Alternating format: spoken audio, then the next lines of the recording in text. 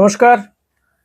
East Bengal champion হয়েছে আর এখনো সেই সেলিব্রেশন কিন্তু শেষ হওয়ার নাম নেই, সেলিব্রেশন চলছে। তবে এরই মধ্যে ইস্টবেঙ্গল শিবিরে বেশ বড়সড় ধাক্কা লাগতে চলেছে, কারণ ইস্টবেঙ্গলের তিনজন ফুটবলার শোনা যাচ্ছে মোহনবাগান শিবিরে নাম লেখাতে চলেছে, যাদের মধ্যে অন্তত একজন তো কনফার্ম, যিনি মোহনবাগান শিবিরে নাম লেখাতে চলেছেন।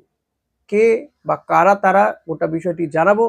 তার আগে আপনাদেরকে আরেকটা বিষয় একটু জানিয়ে দিই যে আমি এর আগের ভিডিওতেই বলেছিলাম যে মোহনবাগানের যে 7জন ফুটবলার মোহনবাগান ছাড়েনি, লন্ডনে ইউনিটি কাপ খেলতে গেছে ভারত, সেখানে তার কারণ হিসেবে জানিয়েছিলাম যে মোহনবাগান তারা তাদের প্লেয়ারদেরকে বলেছিল যে প্র্যাকটিস থেকে সরে আসতে, বা টিমের যে প্লেন সেখানে ফ্লাইটে যাতে না ওঠে তারা, সে কারণে প্লেয়াররা সরে দাঁড়ায়। যদিও পরবর্তীতে মোহনবাগান সাফাই দেয় যে তারা এমন কিছু বলেনি, তারা বলেছিল যে ফিফা উইন্ডো নয়, তাই এই সময় প্লেয়ারদের যদি চোট লাগে তার দায় ক্লাব নেবে না।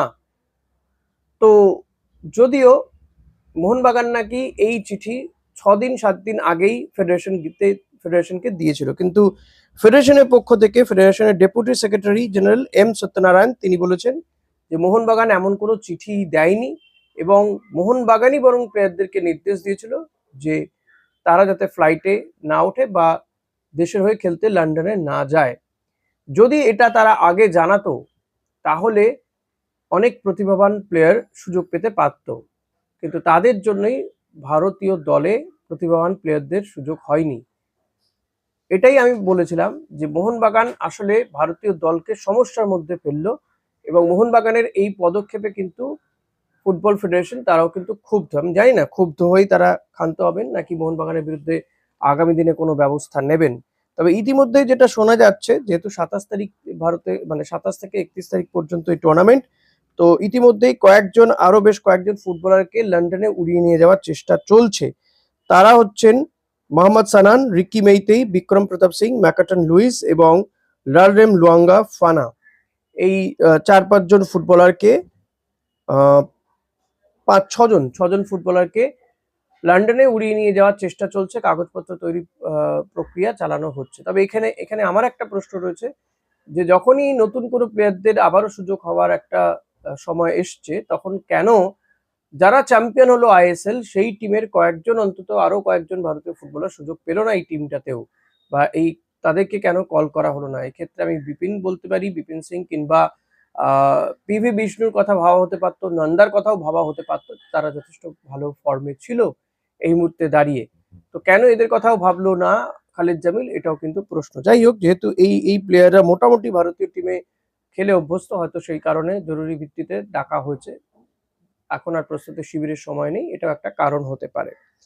এবার আসি যে ইস্টবেঙ্গলে কারা কারা মোহনবাগানের তাঁবুতে নাম লেখাতে চলেছে। আমরা দেখেছি যে চ্যাম্পিয়নশিপের লড়াইয়ের পর, চ্যাম্পিয়ন হয়ে যাওয়ার পরে ইস্টবেঙ্গল যে সেলিব্রেশন করেছে, সেই সেলিব্রেশনেও এই প্লেয়ারটি তিনি ছিলেন আগাগোড়া, তাকে দেখা গিয়েছিল, এবং তিনি আইএসএল এর সিনিয়র টিমে ছিলেন, কিন্তু কোনো ম্যাচে সুযোগ পাননি। ঠিকই ধরেছেন, সায়ন ব্যানার্জির কথাই বলছি। তো এখানেও সায়ন ব্যানার্জি মোহনবাগানে যাওয়া তার প্রায় পাকা বলা যেতে পারে, যদি না বিরাট কোনো অঘটন ঘটে, তাহলে সায়নকে এই মরশুমে, কামিং মরশুমেই কিন্তু তাকে মোহনবাগানের জার্সি পরে খেলতে দেখা যাবে। কারণ মোহনবাগান এবার ঘরোয়া লিগ থেকে শুরু করে আইএসএল পর্যন্ত তারা সবকটা ট্রফিতেই কিন্তু আর হেলাফেলা করতে চাইছে না। কারণ এর আগে আমরা দেখেছি যে কলকাতা লিগে মোহনবাগান খুব একটা গুরুত্ব দিচ্ছিল না, কিন্তু এখন তারা বুঝতে পেরেছে যে সেটা না করাতে তারা আখেরে ক্ষতিই ঘটছে তাদের টিমটার। ওভারঅল একটা প্লেয়ার উঠে আসার জায়গাটাই কোথাও গিয়ে বন্ধ হয়ে যাচ্ছে। তো সেই কারণে সেই টিমটাও তারা ভালো করতে চাইছে, তাই গতবারও কলকাতা লিগ চ্যাম্পিয়ন হচ্ছে ইস্ট বেঙ্গল। তো সেই চ্যাম্পিয়ন টিমের 2-3 জন ফুটবলারকে তারা টার্গেট করেছে, যার মধ্যে সায়ন ব্যানার্জির জার্সি বদলের সম্ভাবনাটাই প্রবল, এবং মোটামুটি ঠিক হয়ে গিয়েছে, তিনি নাকি প্রি কন্ট্রাক্টে সাইনও করে দিয়েছেন মোহনবাগানের। তো এখানেও সায়ন ব্যানার্জি ইস্ট বেঙ্গলের চ্যাম্পিয়ন হয়েছে, কলকাতা লিগ আইএসএল টিমেও ছিল, হয়তো খেলার সুযোগ পায়নি, কিন্তু সে চ্যাম্পিয়ন হওয়ার পুরস্কারটাও পেয়েছে, মেডেলটাও পেয়েছে। তো তারপরে 2 দিন পরেই তাকে শোনা যাচ্ছে যে সে মোহনবাগানে ভিড়ছে। এর পাশাপাশি জেসিন টিকের দিকেও কিন্তু মোহনবাগান হাত বাড়িয়েছে বলে জানা যাচ্ছে, জেসিন টিকেও হয়তো মোহনবাগান জার্সিতে দেখা যেতে পারে। শ্যামল বেশরা সেও কিন্তু ইস্টবেঙ্গল ছাড়তে চলেছে বলেই জানা যাচ্ছে।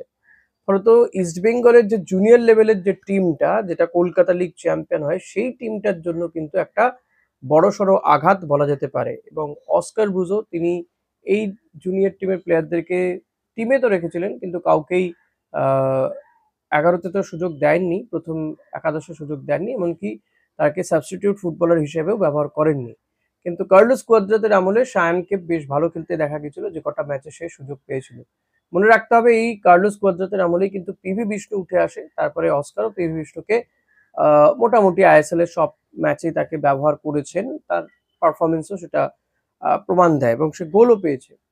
কিন্তু কোথাও গিয়ে সায়ন ব্যানার্জি সেভাবে সুযোগ পায়নি, যেটা সে ডিজার্ভও করে। এটাও ঠিক যে কলকাতা লিগের ডার্বিতেও তার গোল ছিল। তো এহেন সায়নকে আমরা দেখেছি মোহনবাগানের দিমি পেট্রাতসের সঙ্গে মাঠে লড়াইয়ে লিপ্ত হতে, গুতুগুতি করতে, বচসায় জড়িয়ে পড়তে। সেই সায়ন ব্যানার্জি এবার মোহনবাগান জার্সি পরতে চলেছে, যেটা অলমোস্ট পাকা ধরে নেওয়া যেতে পারে। এখন জেসিন টিকেদের দিকেও হাত বাড়িয়েছে মোহনবাগান। তো দেখা যাক যে ইস্টবেঙ্গল শিবির বা বিনো জর্জ তারা এই প্লেয়ারদেরকে কিভাবে রক্ষা করে, তাদেরকে আদৌ রক্ষা করে নাকি তাদেরকে ছেড়েই দেওয়া হয়।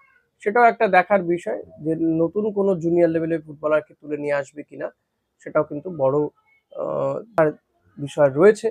তো আপাতত জানা যাচ্ছে যে সায়নেরটাই কিন্তু কনফার্ম হয়েছে, বাকিদেরটা এখনো কিন্তু কনফার্ম নয়। শ্যামল বেশটা হয়তো মোহনবাগানে নাও যেতে পারে, তবে ইস্টবেঙ্গল ছাড়াটা তার পাকা বলেই শোনা যাচ্ছে। আর এই ফুটবলারটি জেসিন টিকে, তাকেও কিন্তু মোহনবাগান টার্গেট করেছে। এখন আগামী দিনে তারা কি মোহনবাগান জার্সি পরে মাঠে নামে কিনা সেটাই দেখার। এবং সায়নেরটা তো বললামই কনফার্ম হয়ে গিয়েছে, আসানসোলের এই উইঙ্গার অলমোস্ট কনফার্ম সবুজ মেরুন জার্সি পরে নামা। তো ইস্টবেঙ্গল আগামী দিনে কি করবে সেটা তারা ভাববে। এর মধ্যে শোনা যাচ্ছে যেহেতু এএফসি খেলতে হবে ইস্টবেঙ্গলকে, তাই এএফসি প্রিপারেশনও হয়তো শুরু হয়ে যাবে।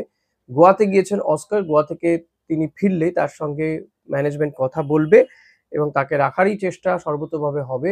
তারপরে এএফসি রূপরেখা তৈরি হবে। ইন বিটুইন যেটা জানা যাচ্ছে, সাউল ক্রেসপোর পরিবর্তে কোনো একজন সেন্ট্রাল মিডফিল্ডারকেই, ওই পজিশনেরই কোনো একজন প্লেয়ারকে আনা হতে পারে এবং এই ব্যাপারে নাকি খোঁজ খবরও শুরু হয়েছে। তো সেক্ষেত্রে হয়তো নতুন কোনো ফুটবলারকে ইনক্লুড করা হতে পারে বিদেশি, সাউল ক্রেসপোর জায়গাতে। একে তো সাউলের চোট রয়েছে, সে কবে ফিট হয়ে মাঠে নামতে পারবে সেটা যেমন একটা প্রশ্নের বিষয়।